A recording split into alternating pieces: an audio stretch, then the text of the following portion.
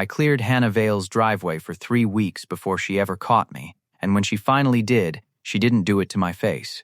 She did it with a note.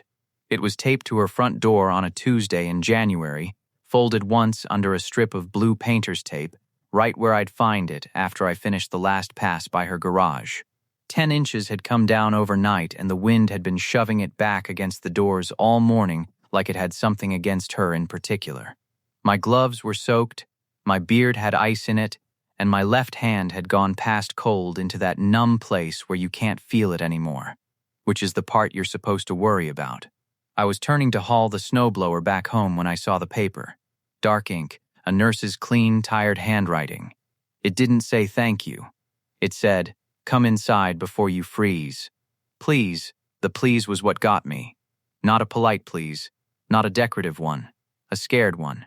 I stood there under her porch light with the snow still falling between her house and mine and realized I'd run out of ways to help somebody from across a street. I'd been telling myself the whole thing was practical, which is how men like me lie. Practical sounds better than lonely.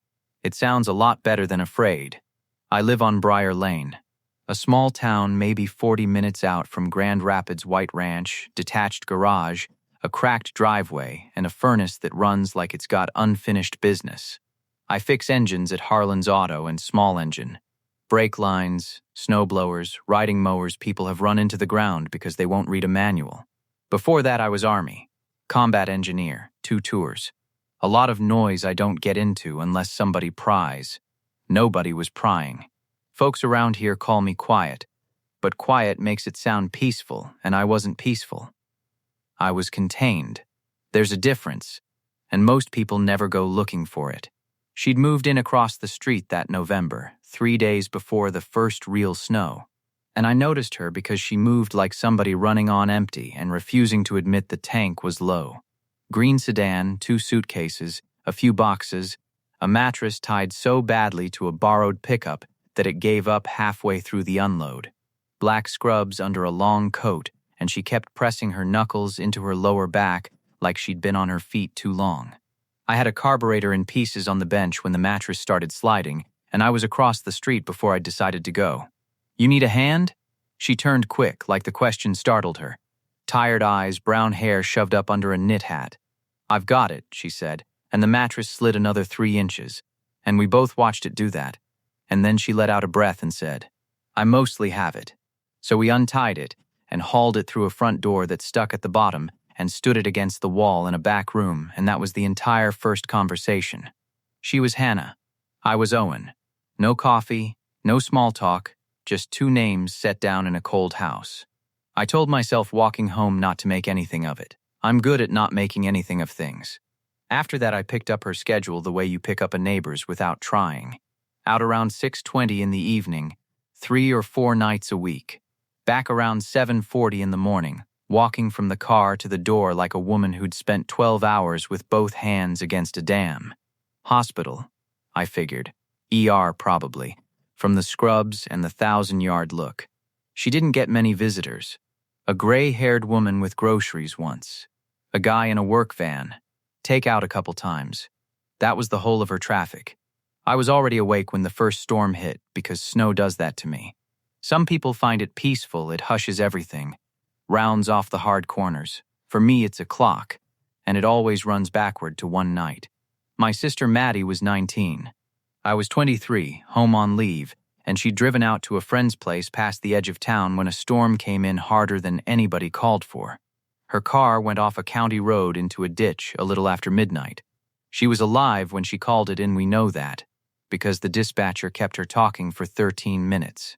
People like to tell you numbers don't matter with grief. They're wrong. The plow hadn't been down that stretch yet, and the ambulance couldn't get through, and by the time anybody reached her, the cold had already done the thing cold does when nobody gets there in time. My mother never blamed a soul. My father blamed every soul he could find. I blamed the snow, because the snow didn't argue back. What I didn't tell anyone was the part I carried alone. Maddie had called me earlier that night, asked if I'd come get her if the roads turned bad. I said sure. Then I fell asleep on the couch with my phone on silent and woke up to 6 missed calls. 3 of them hers, and by the time I called back there, was nobody left to answer. So I came home from the war with a head full of habits. Full tank before every storm. Salt in the garage, shovels at both doors, weather reports watched like personal warnings. Every winter I'd be up before 5, clearing my own drive, then the walk out front, then old Mrs. Donnelly's place next door, because she was 78 and pretended she wasn't. Nobody needed to know. It was better if they didn't. Gratitude makes things complicated. Gratitude asks why, and I didn't have a why I wanted to say out loud. The first time I cleared Hannah's, I told myself it was the plow's fault. It had gone by an hour before she got home and left a packed gray ridge across the bottom of her driveway, the kind that turns to concrete if it sits. I watched her sedan stop halfway in the street, watched her forehead drop against the wheel, watched her fight the car in on the third, try and go inside. Then I waited 15 minutes and crossed over and broke up the ridge.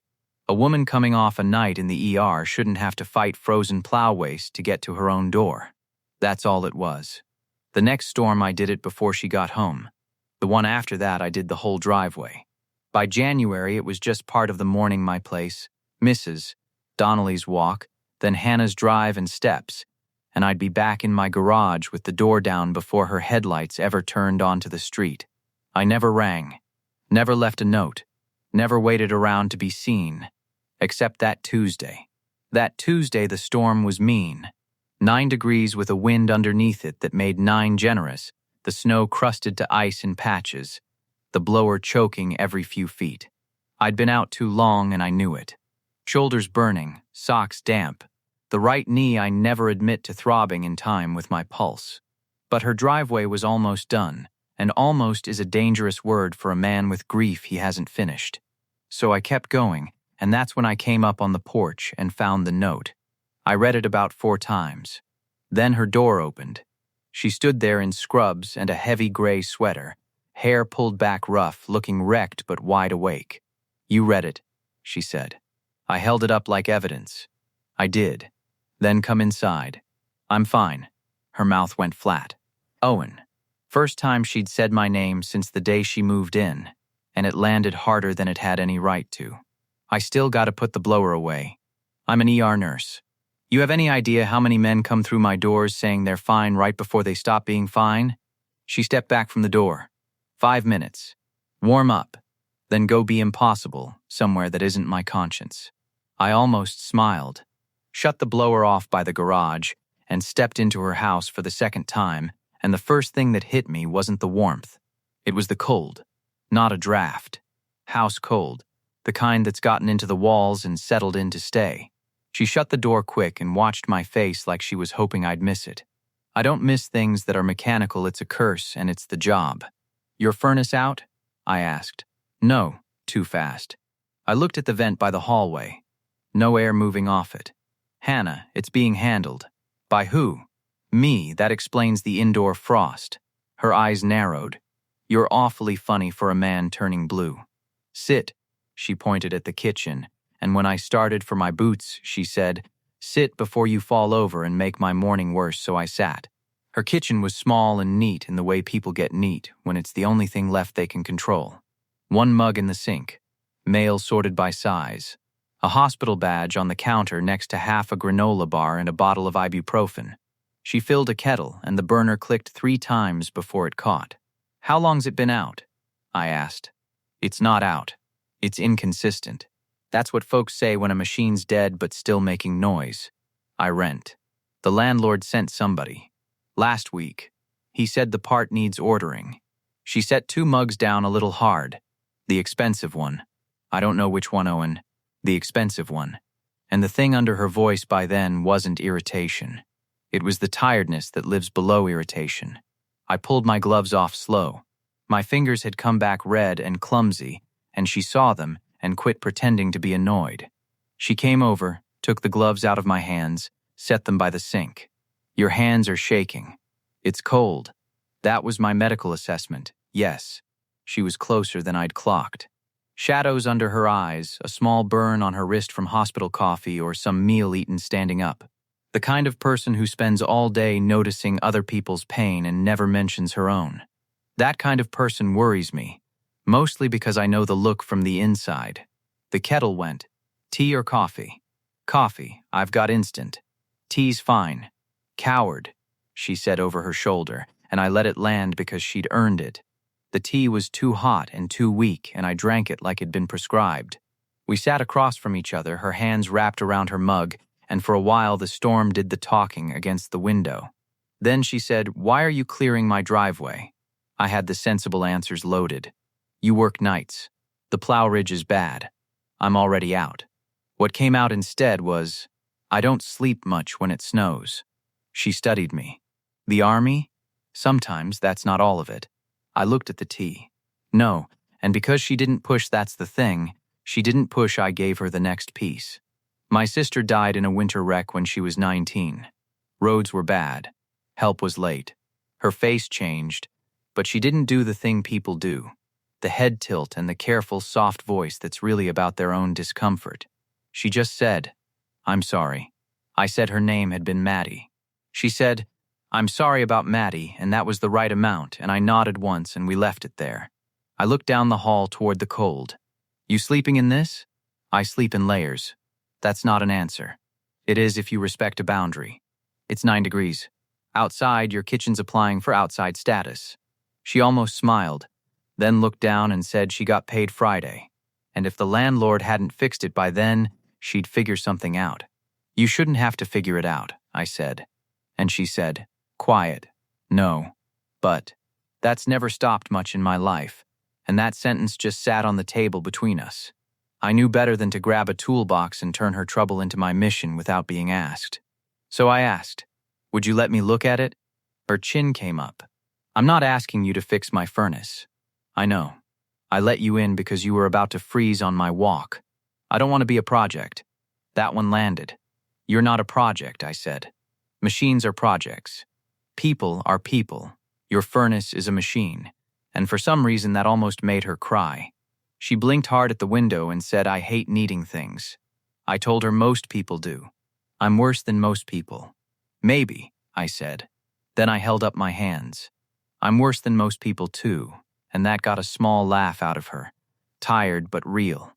She made me promise that if it was simple, fine, but the second it needed parts or money I'd stop. I said okay, and she said, "You don't argue?" And I said, "I'm pacing myself," and got another one of those laughs. The furnace was in a basement colder than the kitchen, all dust and old concrete. The unit was old but not hopeless. Thermostat fine, panel fine, igniter fine, but the flame sensor was filthy, dirty enough to explain the short cycling, and that's a rag in 10 minutes. Not a part and a paycheck. I cleaned it, checked the connections, and had warm air moving through the vents inside of 20 minutes. Hannah stood at the bottom of the stairs with her arms wrapped around herself, listening to the air come on like she didn't trust it to keep its word. "That's it?" she said. "For now," I told her. "It might want a real service before long, but it'd hold heat in the house." She looked at the furnace, then at me, and asked what she owed me. I hate that question. Not because money offends me, I send invoices all day. But standing in that cold basement, between us, it felt wrong. "Nothing," I said. "Owen, you gave me tea. That tea was terrible." I was being polite. She stepped closer, said she was serious, and I said so was I, and her jaw set, and I recognized it for what it was. Pride is just fear wearing a clean coat. "Fine," I said. "Pay me by not sleeping in a frozen house." She said that wasn't payment. I said it was for me. She didn't have the strength left to fight it. So she said thank you, and I said you're welcome, and by the time I left the place had started, just barely, to feel like somewhere a person could live. She stopped me at the door with the note still in her hand. "You could have knocked. The first time." "I know. Why didn't you?" I looked across at my own house, the blower still in her driveway, the sky going from black to the dirty gray that passes for morning in January. Knocking asks for something back. She was quiet a second. Then she said, "Sometimes people want to answer." I didn't know what to do with that, so I nodded and went home. Things shifted after that in ways neither of us said out loud. I still cleared her drive when it snowed, but now she knew, and sometimes there'd be a thermos of coffee on the porch, or a note. Do not pretend the wind chill is character building. I checked the furnace twice more, salted her steps, replaced the weather stripping on her back door because the draft was strong enough to move the curtain. I asked first, every time. That mattered to her, and somewhere in there it started mattering to me. She took to stopping by the garage after a shift if she saw the light on. Never long. Leaning in the open door with a travel mug and the hospital still hanging off her shoulders. How many snowblowers died today? She asked once. 3, I told her. One might pull through. You sound personally invested. They trust me, I said. They're machines. Exactly, I said, and she smiled, and I filed away the fact that I liked making her do that somewhere behind my ribs where I wouldn't have to look at it. February turned vicious, a system every few days. Hannah worked more shifts than ought to be legal. One morning she came home while I was finishing the end of her drive, and she rolled to a stop in the street and just sat there, not getting out. I shut the blower off and walked over and tapped the glass, and she startled and opened the door and sat with both hands still on the wheel. Bad night? She laughed once, nothing in it. They all blur eventually. I asked if she wanted a hand inside. I can walk. I said I hadn't asked if she could, and that got too close to something, so I stepped back and said I meant her bag. The steps were slick. She nodded and I carried it up behind her. Halfway up she stopped. There was a boy tonight, she said, snow gathering in her hair. Asthma attack. A bad one. We got him stable.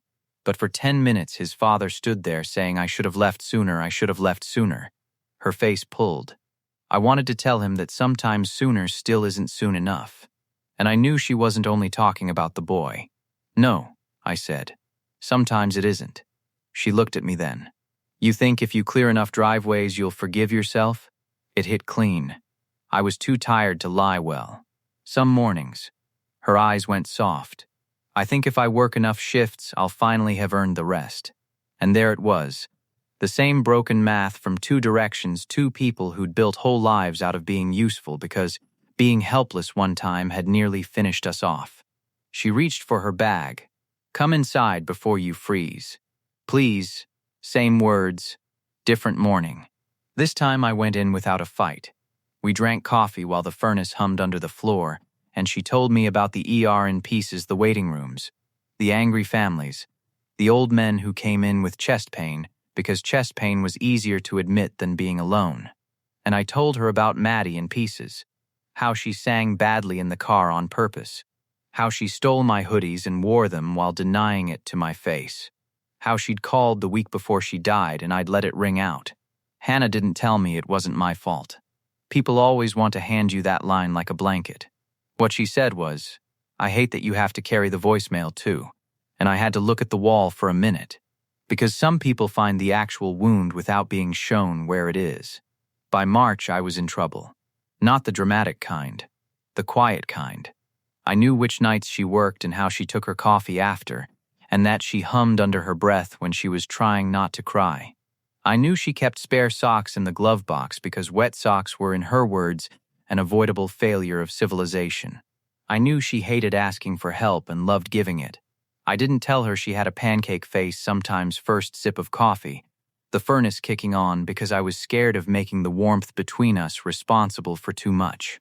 Then the late March blizzard came. It was supposed to miss us, and then it didn't. By 5, the roads were bad. By 7, she texted from the hospital, going to be late. Please do not clear anything tonight. Too dangerous. I typed okay, and I meant it when I sent it. At 10:30, the wind was shaking the windows. At midnight, I checked the radar. At 1:15, I put my boots on. This is the part where I'd like to tell you her care had cured the old thing in me. It didn't. I told myself just the end of the driveway. Then just the street ridge. Then just the walk. The storm was worse than I'd judged snow sideways. The wind filling in behind me almost as fast as I cleared it. The blower clogging twice. My knee screaming. And I kept going. Because she'd come home tired. Because Maddie had called and nobody got there fast enough. And grief doesn't check the current conditions. At 2:03, headlights came up the street. Not her sedan.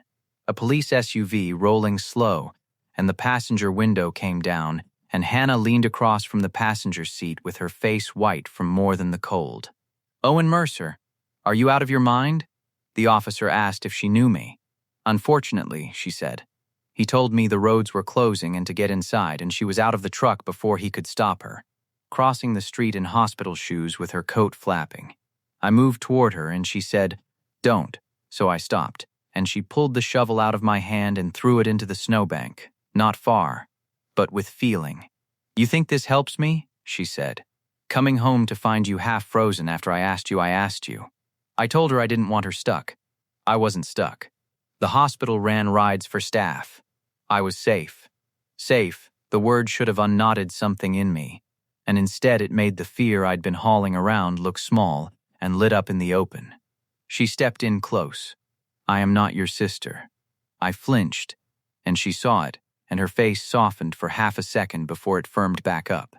"I'm not saying that to wound you. I'm saying it because you're going to hurt yourself trying to save somebody who didn't ask to be saved." Snow hit my face. I barely felt it. "I know," I said. "No, Owen, you don't. You know it in your head. Your grief doesn't know it." And then, lower, "I care about you. Do you get that?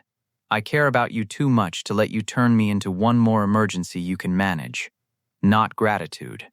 Care, it should have warmed me, and instead I stood there ashamed of myself." "I'm sorry," I said. She nodded, breathing hard, and said, "Come inside." We sat at her table while the kettle filled, and the furnace hummed and the storm spoke for both of us. And then I said the thing I'd never said to anyone. The night Maddie died, I was supposed to come get her. Hannah went still. She called earlier, asked if I'd drive out if the roads turned. I said sure. Then I fell asleep with my phone on silent, woke up to 6 missed calls, 3 of them hers. Her hand came up over her mouth. I keep thinking if I stay awake, if I get there first, then maybe I'm not that guy anymore. "The guy who slept," she said. "The brother who didn't answer." She came around the table and crouched down beside my chair, so I had to look at her.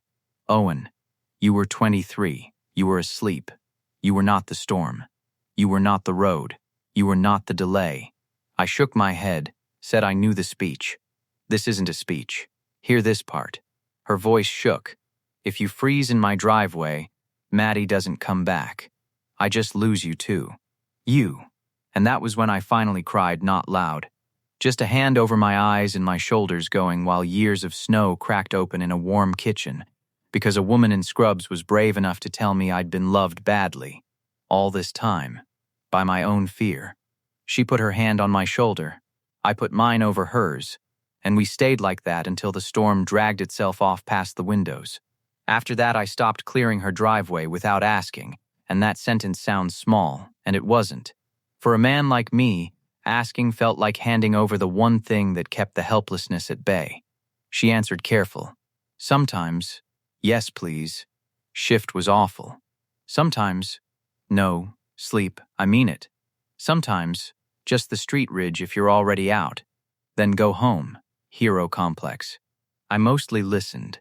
By April, the snow went patchy and gray, and we had coffee on her porch on a Sunday, with no storm and no emergency and no reason except she asked. She had a blue sweater on instead of scrubs. "I used to hate spring," she said. "Why?" I asked. In the ER, spring is people realizing they survived something they don't know how to talk about. But this year, I'm glad it came. I wanted to take her hand and didn't, and she noticed because she notices everything. "You can," she said. "Take my hand. If that's what you're overthinking." "I wasn't overthinking," I said. "Owen, I was thinking a normal amount," I said. And she smiled, and I took her hand. "I care about you," I said. "I know. More than driveways. I know." "You're going to keep saying that?" "Probably," she said. And then, looking at our hands, "I care about you too. More than tea and muffins." She told me she was scared of being someone else's responsibility, and I told her I was scared of making her one, and she said, "Good. Fear's useful if it tells the truth and doesn't drive." So we went slow. We became something quieter first. A place to set the truth down. A person to call before the panic turned into action. A kitchen where neither of us had to earn the heat by suffering for it. In May, she showed up at the garage at 6:30 with 2 coffees and no jokes. asked if she could just sit there, and after a while she leaned her head on my shoulder. The first time, and I about stopped breathing, and she said, "You can breathe, Owen," and I said I was, and she said, "You absolutely are not," and her laugh went straight through me. The first time I kissed her was June, which felt right far enough from snow that neither of us could blame it on survival. She'd come to help me fix a wobbly porch rail because watching it shake was raising her blood pressure, and when it was finally solid, she shook it twice. "Acceptable. High praise," I said. She smiled up at me and the porch went quiet. "I want to kiss you," I said. Her face did something that was relief with fear folded into it. "Good," she whispered. So I did. Soft, once, no rushing. When I pulled back, she kept her eyes shut a second, then opened them and said, "Still here." "Still here," I said. By the time winter came around again, it was a different thing. She had a key to my place for emergencies and what she called coffee-related access, and I had one to hers. Because her furnace still had moods and because trust, built the slow way, sometimes just looks like a brass key on a plain ring. We didn't live together, we liked our own quiet, but we were together, and everyone knew it before we said it. Her coworkers called me Snowblower Owen, which I accepted with what dignity I had left. Then the first real storm of the new season rolled in, and I woke at 4:30 out of pure old habit. For a second, my whole body squared up for it, wind on the windows, that gray snow light through the curtains. Then my phone buzzed. "Look outside before you put your boots on." I got up and opened the front door, and my walk was clear. So was the driveway. Not perfect, a few crooked shovel marks, the edge by the mailbox left rough but cleared.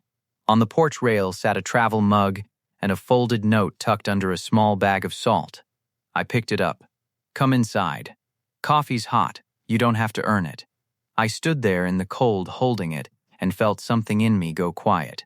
Not gone grief doesn't pack up and leave because somebody loves you, and the fear doesn't politely excuse itself just because the driveway's clear. But quiet. Across the street, Hannah was out on her porch in a winter coat. Hood up, cheeks already pink, and she raised one hand. I raised mine back. Then I put my boots on like an ordinary man and crossed the street without a shovel. Her kitchen was warm. The furnace ran under the floor.